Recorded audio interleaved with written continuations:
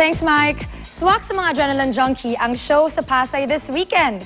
Ang mga bida, Monster Jam Trucks. Silipin ang exclusive sneak peek sa setup sa arena sa chika ni Nelson Canlas. Nangangalit ng mga makina. Mga dambuhalang truck na mas malaki pa ang mga gulong sa isang tao. Sila ang mga Monster Jam Trucks na umiikot sa buong mundo para magbigay saya sa mga kids at kids at heart. Maaga pa lang kanina, nagtungo na kami sa MOA Arena at eksklusibong ipinasilip sa amin kung paano sinesetup ang arena. Mahigit 1,000 plywood ang tinatakip sa flooring para hindi raw magasgas ang sahig.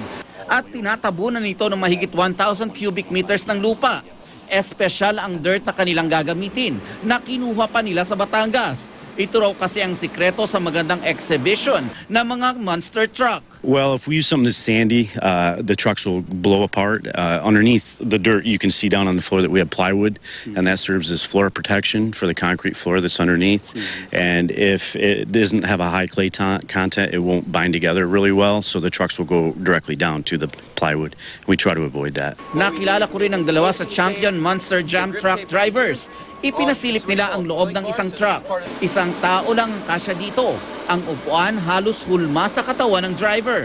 At power control ng karamihan ng mga buton na nagko-control sa paggalaw ng monster truck. Excited na raw sila sa kanilang show sa Sabado at Linggo.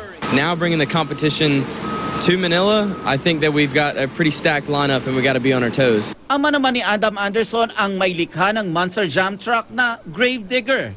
Siya na ngayon ang nagmamaneho ng dambuhalang truck sa mga show sa iba't ibang panig ng mundo.